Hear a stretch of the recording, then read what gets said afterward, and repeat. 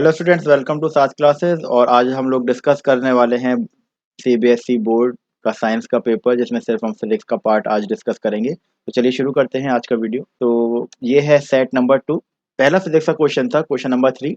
The magnetic field inside a long straight current carrying solenoid. तो हमको पता है कि सोलेनोइड एक स्पाइरल कॉइल होता है, तो जिसकी शेप मैग्नेटिक फील्ड लाइन जो होती है लगभग बार मैग्नेट की तरह रिजेंबल करती हैं। और उसके अंदर आपने पढ़ा होगा कि सारी मैग्नेटिक फील्ड लाइंस पैरेलल होती हैं। एंड और ये कह लीजिए कि inside we have a uniform magnetic field. Uniform यानी एक जैसी मैग्नेटिक फील्ड होती है। तो सोलेनोइड के अंदर मैग्नेटिक फील्ड सारे पॉइंट्स पर सेम रहती है। तो correct option is D, is same at all the points. Next, to obtain a magnification of +2, यानी आपको एम दी गिवन है +2 of a concave mirror of radius of curvature, यानी रेडियस ऑफ कर्वेचर आपको गिवन है 60 सेंटीमीटर। तो focal length होती है रेडियस ऑफ कर्वेचर की हाफ। इसका मतलब हो गया फोकल लेंथ हो गई आपकी 60 सेंटीमीटर, सॉरी 30 सेंटीमीटर। तो अब फोकल, अभी मिरर है हमारा कॉनकेव मिरर, तो कॉनकेव मिरर की फोकल लेंथ नेगेटिव होती है। तो मेरा फोकल लेंथ जो मुझे लेनी है वो लेनी है 30 नहीं -30। साइन कन्वेंशन को ही मुझे कंसिडर करना है, सही है। तो मुझे बताना है कि what is the object distance, यानी यू मुझे बताना है। इसमें मैं यूज करूंगा मैग्निफिकेशन फॉर्मूला का भी। मैग्निफिकेशन फॉर्मूला मुझे पता है, इट इज -v/u। तो यहाँ से मैं v की वैल्यू अगर निकालूं, m की वैल्यू मेरी +2 है, 2 इक्वल टू -v/u। अगर मैं क्रॉस मल्टीप्लाई करता हूँ तो v की वैल्यू आ जाती है मेरी -2। फॉर्मूला होता है 1/f equal to 1/u plus 1/v। तो मैं यहाँ v की वैल्यू सब्स्टिट्यूट कर दूंगा। तो 1/f फोकल लेंथ मेरी -30 इक्वल टू 1/u को मैं एज इट इज रह देता हूँ। अब इसके बाद -2u, तो ये -1/2u हो गया मेरा। एलसीएम ले लेते हैं, एलसीएम आ गया 2u, इट विल बी 2 -1/-1/30। तो ये हो जाएगा आपका -1/30 इक्वल टू 1/2u। इसको आप क्रॉस मल्टीप्लाई करेंगे, u will be equal to -50 centimetre. तो the correct option is D. Next question देखते हैं, question number 11। The human eye, in human eye the part which allows light to enter into the eye. यानी कौन सा ऐसा part है जो allow करता है लाइट को आई के अंदर जाने में। तो अगर आप देखें इन दिस फिगर ऑफ आई, तो सबसे पहले जो हमारी लाइट स्ट्राइक करती है वो आपकी कॉर्निया को करती है, बिकॉज यही वो पार्ट है जो लाइट को अलाउ करता है। ठीक है, तो the correct answer is cornea. Next, the phenomena of light involve in the formation of A rainbow. तो यहाँ पे 3 फिनोमेना होते हैं जो आपको पता होना चाहिए, उसको डिस्कस कर लेते हैं। पहला होता है, फॉर एग्जाम्पल ये मेरा सन है, तो सन से जो रेज गई तो ये वाटर ड्रॉपलेट है। तो इस इंटरफेस पर मेरा होता है डिस्पर्शन, लाइट डिस्पर्स हो गई, डिस्पर्जन हुआ। इस पॉइंट पर होता है मेरा टोटल इंटरनल रिफ्लेक्शन TIR। और जब लाइट इस इंटरफेस से इस इंटरफेस के बाहर आई, यहाँ पे होता है मेरा रिफ्रैक्शन। मेरे जो 3 फिनोमेना है, dispersion, total internal reflection and refraction. तो the correct option is D, refraction, dispersion and total internal reflection. Next, a light ray enters from medium A to medium B shown in the figure. Which one of the media is denser with respect to other medium? Justify your answer. देखिए हमको पता है कि जब भी light, अगर ये medium मेरा रेयर है और ये डेंसर है, ये मेरा नॉर्मल है, लाइट जब भी एंटर करती है रेयर टू डेंसर, वो हमेशा बेंड हो जाती है डेंस नॉर्मल की तरफ, सही है। रेयर से डेंसर, फॉर एग्जांपल ये एयर है, ये वाटर है, एयर हल्का है, वाटर भारी है। तो यहाँ पर क्या हो रहा है, देखिए लाइट क्या हो रही है, इस मीडियम से जा रही है नॉर्मल की तरफ, बेंड हो रही है। जाना इसको सीधा चाहिए था, लेकिन क्या हुआ, ये बेंड हो गई टुवर्ड्स नॉर्मल। यानी मेरा मीडियम बी हो गया आपका डेंसर मीडियम, सही है। और मीडियम ए हो गया मेरा रेयर मीडियम। तो आपको लिखना है medium A, medium B is denser as compare to medium A. तो जस्टिफाई आप करेंगे आंसर को, that since the light is bending towards the normal, therefore the medium B must be denser. This is your justification, सही है। Second part, if the speed of light in medium A is VA। तो light की speed कितनी है भाई, VA। और medium B में light की स्पीड है VB। What is the refractive index of B, यानी रिफ्रैक्टिव इंडेक्स पूछ रहे हैं आपको बी का विद रेस्पेक्ट टू ए, सही है। तो सिंपल है, तो रिफ्रैक्टिव इंडेक्स होता है कि velocity of light in medium A. Medium A में लाइट की क्या वेलोसिटी है, velocity of light in medium A upon velocity of light in medium B. तो मीडियम ए में velocity of light V A है, मीडियम बी में velocity of light है V B. तो ये मेरा रिफ्रैक्टिव इंडेक्स का फॉर्मूला आ गया। Refractive index of B with respect to A हो गया velocity of light in A upon velocity of light in B. तो आपको ये लिख के आना है, दैट्स इट। ठीक है, इसका और पार्ट भी है 22 का और पार्ट, या तो ये दो पार्ट आपको करने थे अटेम्प्ट, या फिर ये दोनों में से इस पार्ट को देख लेते हैं। A ray of light starting from a diamond incident on the interface between diamond and water। देखिए दो आपको मीडियम है, डायमंड एंड वाटर। आपको यहाँ पे पता होना चाहिए कि डायमंड पानी से भारी होता है, तो इसका रिफ्रैक्टिव इंडेक्स ज़्यादा होगा। सही है, और यहाँ पे गिवन भी है नीचे वाले पार्ट में रिफ्रैक्टिव इंडेक्स गिवन भी, यहाँ से भी आप देख सकते हैं। ड्रॉ आर label ray diagram to show the refraction of light in this case. तो आपको क्या बनाना है, आपको ये दो मीडियम बना के आने हैं। इसको आप डायमंड लिखेंगे, इसको वाटर। ये आपकी इंसिडेंट रे हो गई, यहाँ पे आप लेबल करेंगे एंगल आई हो गया, तो इसको आप लिखेंगे इंसिडेंट रे। लेबल डायग्राम बनाना है इंसिडेंट रे, ये आपका नॉर्मल हो गया। और लाइट क्या होगा, देखिए डेंसर से डायमंड से वाटर में जा रही है, ठीक है, डायमंड से छुई तो अब क्या हुआ, जब भी light denser to rare medium में जाती जाएगी तो वो नॉर्मल से अवे बेंड हो जाएगी। तो ये एंगल हो गया एंगल ऑफ रिफ्रैक्शन। तो ये आपको बना के आना है, और इस रे को हम क्या बोलेंगे, रिफ्रैक्टेड रे। तो इस तरीके से आपको ये एक्सप्लेन करना है question with label diagram. Next, absolute refractive indexes of diamond and water are given.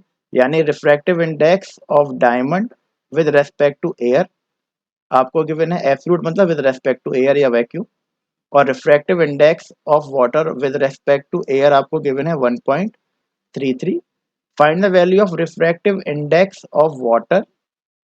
Diamond के रेस्पेक्ट में रिफ्रैक्टिव इंडेक्स ऑफ वाटर हमको निकालना है। हमको पता है कि refractive index of water with respect to air upon refractive index of diamond with respect to air. यानी यहाँ पे वो लेते हैं जहाँ पे लाइट जा रही है, ओके, और नीचे वाले में जहाँ से लाइट आ रही है। तो नेक्स्ट, तो रिफ्रैक्टिव इंडेक्स ऑफ वाटर था हम 1.33 डिवाइड बाई 2.42। इसको आप डिवाइड करेंगे, you will get the answer 0.55 approximately. तो 0.55 will be my refractive index of water with respect to air. Answer आया 0.55, और उसका कोई यूनिट नहीं होता है रिफ्रैक्टिव इंडेक्स से, यूनिट लेस क्वांटिटी है, तो ये आपका आंसर आएगा। नेक्स्ट देखते हैं, state the rule to determine the direction of magnetic field produce around a straight current carrying conductor. तो अगर कोई भी स्ट्रेट करंट कैरिंग कंडक्टर है तो हम इसमें रूल का नाम होता है राइट हैंड थंब रूल। ठीक है, तो हमको डायरेक्शन बता देता है मैग्नेटिक फील्ड की। अब यहाँ पे देखिए करंट अगर ऊपर की तरफ फ्लो कर रहा है, I will curl in my finger, तो आपका direction magnetic field will be anti clockwise. सही है, इस तरीके से हम डायरेक्शन बताते हैं with right hand thumb rule. Second, force experience by current carrying conductor placed a magnetic field which is perpendicular to it. तो आपका ये लेफ्ट हैंड थंब रूल है। आपका four finger in the direction of magnetic field, current in the direction of the central finger, the thumb will point towards the, thumb आपका क्या करेगा, magnetic force की direction में पॉइंट करेगा। तो इस रूल से हम पता लगाते हैं लेफ्ट फ्लेमिंग्स, यहाँ पे आप ले सकते हैं Fleming's left hand thumb rule. ये हमको बताता है मैग्नेटिक फील्ड, ये फोर्स की डायरेक्शन बताता है, ओके। और ये तीनों चीज़ें परपेंडिकुलर होती हैं आपकी, magnetic field, current and force. आगे चलते हैं, ये भी 2 नंबर का क्वेश्चन था, सिर्फ आपको नाम लिख के आना था रूल का। नेक्स्ट, थ्री रजिस्टर्स, आपके पास 3 रजिस्टर्स हैं 6 ओम का, और 2 आपके पास रजिस्टर्स हैं 4 ओम के, 4 ओम एंड 4 ओम। सही है, ये आपके पास रजिस्टर्स हैं। तो इनको आपको कनेक्ट करना है to get an equivalent resistance of 8 ohm. इनको आप कनेक्ट करिए इस तरीके से कि आपको 8 ओम आ जाए। तो इसको डायग्राम भी शो करना है और इसको जस्टिफाई भी करना है। तो डायग्राम देखिए क्या होगा, देखिए 6 ओम को अगर मैं एज इट इज रहने दूँ और इन दो 4 ओम्स को मैं पैरेलल में लगा देता हूँ लाइक, तो ये तो हो गया डायग्राम। इसको जस्टिफाई आप कैसे करेंगे, इसको जस्टिफाई करेंगे इसको फिगर को सिंप्लीफाई करके। तो नेक्स्ट स्टेप में मैं क्या करूंगा, इन दोनों पैरेलल को सॉल्व करूंगा। तो यानी इन दोनों की जगह देखिए 4 and 4 ohm are in parallel, तो इनकी जगह मैं लगा सकता हूँ 2 ओम का अगर मैं सिंप्लीफाई करूँ, because 1/r equal to 1/4 plus 1/4। 4 आपका एलसीएम आया, इट विल 1 + 1, ये आ गया 2/4 यानी 1/2। तो क्रॉस मल्टीप्लाई करके r इक्वल टू 2 ओम, यानी इन दोनों की जगह मैं 2 ओम का लगा सकता हूँ। अब ये दोनों सीरीज में हो गए 6 एंड 2, इनकी जगह मैं लगा सकता हूँ 8 ओम का। तो ये आपका जस्टिफिकेशन हो गया। तो this is your answer of question number 24। Next question देखते हैं, question number 27। What is solenoid? तो solenoid you know definition, a solenoid is a long coil containing large number of closed and insulated copper wire। ये तो bookish definition आप लिख दी होगी। When does a solenoid behave as a magnet? Solenoid magnet की तरह कब behave करता है? जब उसके अराउंड करंट पास किया जा सकता है, that's it. Draw the pattern of magnetic field line produced inside it showing the direction of the magnetic field line. तो आपको इनसाइड इट बताना है। Inside it magnetic field line की direction from south to north होती है, बाहर north to south. तो ये आपको मैग्नेटिक फील्ड लाइन की डायरेक्शन बनानी है। तो ये 3 मार्क्स आपको तब मिलेंगे। Next question number 28, state the reason for myopia. तो मायोपिया का आप रीजन लिखिए, फॉर वॉचिंग पास से बहुत ज़्यादा देर तक कोई भी चीज़ को व्यू करने से हो जाता है, और ये जनरली प्रॉब्लम होती है यंगर एज में। ठीक है, हमको इसमें दूर का नहीं दिखता है क्योंकि हमारी आइज जो हैं वो पास के ऑब्जेक्ट पर कंसंट्रेट करती हैं, तो जिसकी वजह से हमारा सीलियरी मसल वीक हो जाती है, weakening of the ciliary muscle. तो with the help of ray diagram मुझे बताना है image formation by myopic eye. तो ये आपकी डिफेक्टेड आई है। तो मुझे नियर पॉइंट मेरा देखिए इमेज क्या बन रही है, यहाँ पर इमेज आपकी, इमेज मेरी रेटिना से पहले बन रही है, तो this is defected I. Correction using an appropriate lens, हमें पता है इसमें हम यूज करते हैं concave lens for the correction, like this. मैंने कॉनकेव लेंस यूज किया और मेरी अब इमेज बन गई रेटिना पे, क्योंकि कॉनकेव क्या करता है, रेस को डाइवर्ज करेगा फिर कन्वर्ज कर देगा रेटिना पे। तो ये आपको दोनों डायग्राम ड्रॉ करके आना है, और ये डायग्राम एनसीईआरटी में भी गिवन है एज इट इज, सही है। Next question, what is mean by the resistance of a conductor? Resistance आपको पता ही है कि जब भी करंट फ्लो करता है due to the friction, okay, it all the electron align themself. तो ये आप लिख सकते हैं। Define the SI unit, the SI unit of resistance आपको पता है विच इज ओम। ठीक है, list two factor on which the resistance of a rectangular conductor depends. तो आपके पास एक रेक्टेंगुलर कंडक्टर है, मैं उसको बना देता हूँ रेक्टेंगुलर कंडक्टर को। कोई भी एक वायर है आपके रेक्टेंगुलर शेप का, ये रेक्टेंगुलर इसका, तो ये तो हो गया था क्रॉस सेक्शन, वो डिपेंड करेगा क्रॉस सेक्शन पर,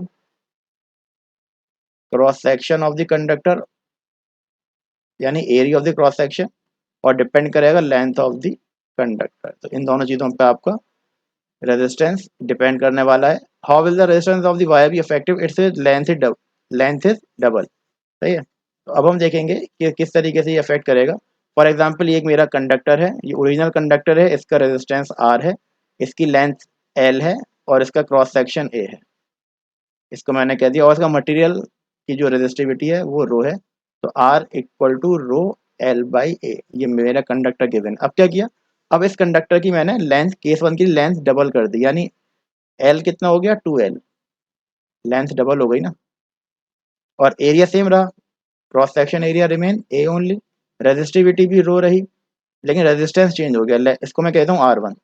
ठीक है, तो R1 हो जाएगा मेरा R equal to rho, length हो गई 2L अपॉन ए, सही है। तो यानी इसको मैं लिख सकता हूँ 2 इंटू रो एल अपॉन ए, इसकी जगह मैं लिख सकता हूँ आर। इसका मतलब हो गया कि जो नया रेजिस्टेंस होगा वो डबल हो जाएगा पुराने वाले से, सही है। अब नेक्स्ट पूछ रहे हैं रेडियस इज ऑल्सो डबल। अब लेंथ तो डबल है ही है, अब मैंने इस केस में लेंथ इसकी 2L है ही, मैंने पहले केस में कर दी थी। एरिया भी मैंने डबल कर दिया, इसका एरिया कितना हो गया 2, ट्वाइस, एरिया डबल हो गया। तो अब क्या होगा इस रेजिस्टेंस में, इसको मैंने R2 कह दिया, रो सेम रहा क्योंकि मटेरियल सेम है। तो ये सॉरी, इसको मैं R1 हो गया, ये R2 आपका हो गया rho L is 2L, area क्या हो गया डबल हो गया, तो 2A, 2 से 2 कैंसिल, यानी rho L by A equal to R. ये रो एल बाई ए की वैल्यू यही थी ना, तो यानी रेजिस्टेंस आपका क्या रहा, सेम रहेगा। आपने लेंथ भी बढ़ा दी, एरिया भी बढ़ा दिया, तो रेजिस्टेंस पुराने वाले से सेम रहेगा। तो ये था आपका question number 35। Next, in an electric circle, three bulbs of 100 watt each are connected in series to source another circuit. Three bulbs of same wattage are connected in same. तो यानी आपकी 100 watt के 3 bulb लगे हैं series में, और यहाँ पर भी आपके 100 watt के 3 बल्ब लगे हैं बट इन पैरेलल। ठीक है, ये आपका पैरेलल है और ये आपका सीरीज में कनेक्टेड है। देखिए सीरीज में अगर अगर वोल्टेज सेम है, यहाँ पे वोल्टेज भी है, यहाँ पे वोल्टेज भी है, तो यहाँ पे देखिए वोल्टेज सबको सेम मिलने वाला है क्योंकि पैरेलल में वोल्टेज सेम रहते हैं। ठीक है, यहाँ पे क्या होगा, वोल्टेज डिवाइड हो जाएगा, V1 V2 V3, ये वोल्टेज स्प्लिट हो जाएगा तीन अलग अलग वोल्टेज में। तो यानी इसका मतलब ये हुआ जब वोल्टेज स्प्लिट हुआ तो पावर मेरे पास कम जाएगी, इसमें पावर की जाएगी क्योंकि रेजिस्टेंस तो देखिए सबका सेम रहना है। ठीक है, रेजिस्टेंस सबका सेम रहना है तो V कम होगा क्योंकि पावर, तो उसकी वजह से आपका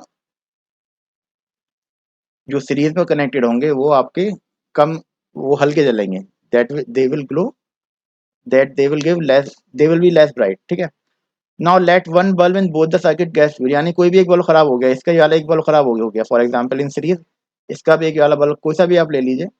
will the rest of the bulb continue to glow in each circuit, देखिए सीरीज में तो नहीं हो पाएगा क्योंकि करंट आगे फ्लो नहीं कर पाएगा, तो ये आपने पढ़ा ही है।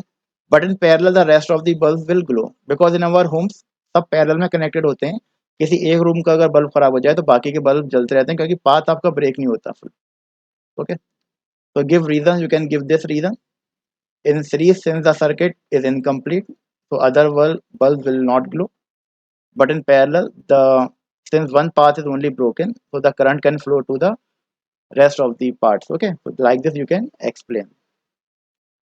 Okay, next question. Student took three concave mirror for different focal length. तो उन्होंने एक फोकल लेंथ 20 का लिया, 15 का लिया, एक 30 का लिया। ऑब्जेक्ट उन्होंने 45 पर रखा, 30 पर रखा। List two property of the image formed in case one. सही है, तो देखिए केस वन में देखते हैं, देखिए फोकल लेंथ 20 है, तो सेंटर ऑफ कर्वेचर क्या हो गया, सी की वैल्यू हो गई 40, डबल होता है ना, लेकिन ऑब्जेक्ट का रखा है 45 पे, यानी बियॉन्ड सी रखा है, तो यानी केस हो जाएगा हमारा, ऑब्जेक्ट हमारा रखा है बियॉन्ड सी, तो इमेज कैसी होगी, इमेज होगी मेरी रियल एंड इन्वर्टेड, ये आपको बताइए, रे डायग्राम आपको बताना पड़ेगा। List two property of the image formed in, तो आपकी रियल एंड इन्वर्टेड होगी इमेज, पहली प्रॉपर्टी, और दूसरी प्रॉपर्टी होगी इमेज का साइज क्या होगा, डिमिनिश्ड होगा, और ये कहाँ बनेगी, distance will be C and F, तो ये आपको लिखना है। नेक्स्ट देखते हैं B part. In which of these cases given in the table the mirror will form a real image of the same size। देखिए यहाँ पर फोकल लेंथ कितनी है 15, तो सेंटर ऑफ कर्वेचर कितना हुआ, C विल बी 30, और ऑब्जेक्ट का रखा है 30 पर, यानी सेंटर ऑफ कर्वेचर, मुझे पता है जब भी ऑब्जेक्ट सेंटर ऑफ कर्वेचर पर होता है, क्योंकि फोकल लेंथ आपकी कितनी थी, फोकल लेंथ आपकी 15 है, तो ये C और F के बीच में 15 हो जाएगा, तो यानी ऑब्जेक्ट यानी 30 पर रखा है, U कितना था मेरा 30, तो दैट्स मीन, तो C पर कैसी इमेज बनती है, सेम साइज इमेज बनती है, रियल एंड इन्वर्टेड बनती है, तो ये आपको यहाँ से पता करना है। Name the type of mirror use by the dentist, give reason why do this use such type of mirror. देखिए अगर आप केस नंबर थर्ड देखते हैं तो केस नंबर थर्ड में अगर मेरा ऑब्जेक्ट फोकल लेंथ और पी के बीच में होता है, जो आपका केस नंबर थर्ड है, फोकल लेंथ 30 है और ऑब्जेक्ट रखा है 20, यानी फोकल लेंथ और पोल के बीच में रखा हुआ है, तो उस केस में इमेज बनती है एनलार्ज्ड और इरेक्ट बनती है और वर्चुअल होती है। एनलार्ज्ड इमेज होती है, मेन चीज कंसंट्रेट यहाँ पे करना है। तो डेंटिस्ट जब मिरर यूज करते हैं तो in order to view the teeth, अगर आप देख सब पा रहे हैं वो दांत आपके बड़े दिखते हैं, एनलार्ज्ड इमेज दिखती है, that's why they use the concave mirror. ठीक है, चलिए नेक्स्ट देखते हैं, इसका और पार्ट है। Look at the table and identify the situation, object distance focal length which resemble the situation in which the concave mirror are used in the shaving mirror. देखिए again shaving mirrors की बात आती है, तो shaving mirrors में जो आता है आपका use in shaving mirrors we use concave mirror again. सही है, कॉनकेव मिरर क्यों करता हूँ, कॉनकेव मिरर इसलिए करता हूँ ताकि मेरी इमेज एनलार्ज दिखे और मुझे एरिया शेव करने के में इजी हो जाए। सही है, और इसका रे डायग्राम आपको ये बता दिया था पहले, रे डायग्राम आपको ये बना के आना है जब आपका ऑब्जेक्ट फोकस और पोल के बीच में होगा। ठीक है, I hope it's clear, see you in the next video, thank you everyone.